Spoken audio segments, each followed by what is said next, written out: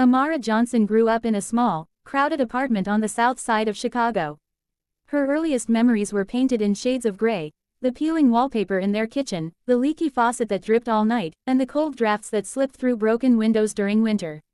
Her mother worked 2 jobs, cleaning offices at night and serving tables during the day, just to put food on the table. Her father, a construction worker, had died in a tragic accident when Amara was only 6 years old, leaving her mother to carry the burden of survival alone. From a young age, Amara understood the language of sacrifice. She learned that new shoes were a luxury, that birthdays might pass without cakes, and that her mother's tired smile was worth more than any toy she could have asked for. Yet, within that poverty-stricken life, she also learned resilience. She watched her mother push through exhaustion, never giving up, never bowing to despair. At school, Amara was different. She was quieter than the other kids, but her eyes held a burning determination. While her classmates played during recess, she often stayed behind, flipping through books borrowed from the dusty library. Numbers, words, history, science, she absorbed everything like a sponge. Teachers noticed her brilliance early on, and many of them would whisper to each other, "That girl is going to go far, if life gives her the chance." But life rarely gave chances to girls like Amara. In high school, she faced the sting of prejudice. Some classmates mocked her dark skin, others whispered cruel jokes about her thrift store clothes. She learned to smile through the pain, but every insult carved a scar in her heart. Despite it all, she never let go of her dream, to rise above the chains of poverty, to prove to the world, and to herself, that she was capable of greatness. When she was accepted into Harvard on a full scholarship, her mother cried for hours. "You will be the first Johnson to walk through those gates," her mother whispered, holding her close. "Don't let anyone dim your light." College was another battlefield. Amara found herself surrounded by students who came from wealth and privilege. They drove luxury cars, wore designer clothes, and vacationed in Europe during the summers. Amara, on the other hand, worked part-time in the cafeteria, scrubbing tables after class just to afford books and supplies. Yet, she excelled. She graduated top of her class, armed not only with degrees but with the unbreakable will of someone who had clawed her way out of the mud. Years later, Amara became one of the youngest executives in a prestigious firm. The journey was brutal: late nights, countless rejections, and endless meetings where her voice was ignored until a man repeated her ideas. But she persisted. She worked harder than anyone else, fought through sexism and racism, and built a reputation as a woman of brilliance and integrity. She thought she had finally made it. She thought her struggles were behind her. She thought she had earned respect. But life had one final lesson to teach her: the cruelty of people who cannot tolerate seeing someone like her succeed. The ballroom glittered that evening with golden chandeliers and polished marble floors. It was the annual corporate gala, where the city's most powerful executives gathered in sparkling gowns and tailored suits, raising crystal glasses filled with the finest wine. Amara arrived wearing a simple yet elegant black dress. She had saved for months to buy it, not because she cared about fashion, but because she wanted to blend in, to stand shoulder to shoulder with the people who often looked down on her. She held her head high as she walked in, her curls pinned neatly, her smile calm but dignified. Tonight, she told herself, was not about wealth or appearances. Tonight was about recognition. She had been nominated for the Executive of the Year award, and for the first time, she felt her sacrifices were being acknowledged. But the room was not as welcoming as she had hoped. Whispers followed her wherever she went. A few people smiled politely, but most let their eyes linger too long, their expressions laced with silent judgment.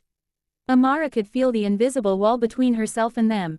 She stood at the edge of conversations, laughed softly when others laughed, but the truth was evident: she was an outsider at her own celebration. Then came the cruelest blow. As she approached the main table, balancing her glass of water, a tall man in a navy blue suit, David Clark, one of her rivals in the firm, blocked her path. His smirk was sharp, the kind that could cut through skin. "Ladies and gentlemen," he called loudly, raising his voice so that the crowd turned toward them, "let's toast to Amara Johnson, the girl who thought she belonged here." The room stilled, the air heavy with tension.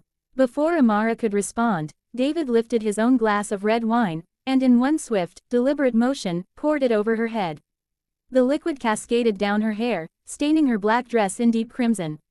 Gasps erupted around the room, followed by nervous chuckles, then laughter that grew louder, sharper, crueler. Someone clapped. Another whistled. Cameras flashed, eager to capture her humiliation. Amara froze. For a moment, time fractured. She could hear the pounding of her own heartbeat louder than the laughter. The wine dripped down her face, sticky and warm, mixing with the salt of her silent tears. She wanted to speak, to shout, to demand dignity, but the words stuck in her throat, buried under the weight of 1,000 unspoken battles. Her trembling hands clutched the edges of her soaked dress as she looked around the room, searching desperately for one kind face, one ally, one person willing to stand with her. But all she found were eyes filled with mockery, amusement, or indifference. Even the award she had worked her entire life for suddenly felt meaningless. David leaned closer, his whisper venomous enough for only her to hear. Know your place. People like you don't belong at the top. Amara inhaled shakily, her chest heavy with shame. She turned, her heels clicking softly on the marble floor as she walked away. Each step echoed louder than the jeers that followed. The ballroom, once dazzling, now blurred into a haze of cruel faces. By the time she reached the bathroom, she could no longer hold back. She collapsed against the sink, staring at her reflection in the mirror. Red streaks ran down her cheeks, the wine blending with her tears until she looked like she was bleeding from the inside out. She didn't recognize herself anymore. The little girl who dreamed of Harvard. The woman who worked twice as hard for half the recognition. The daughter who promised her mother she'd shine. All she could see now was a broken figure, drowning in humiliation. And for the first time in her life, Amara felt the weight of despair heavier than hope. The next morning, sunlight filtered weakly through the blinds of Amara's apartment. The city outside was alive with traffic, horns, and footsteps, but inside her small, quiet home, there was only silence. She sat at the edge of her bed, still wearing the ruined black dress from last night. The wine stains had dried into dark blotches across the fabric, the sharp scent still clinging to her skin. She hadn't slept. Every time she closed her eyes, she heard the laughter again. It looped endlessly in her mind, the sound of 100 people mocking her, the cruel smirk on David Clark's face, the sting of humiliation soaking into her bones. Her phone buzzed on the nightstand. She didn't need to look to know what it was. She could already imagine the flood of messages.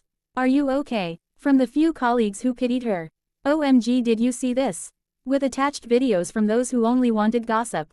Unbelievable, I can't believe that happened. But none of them had stepped forward last night.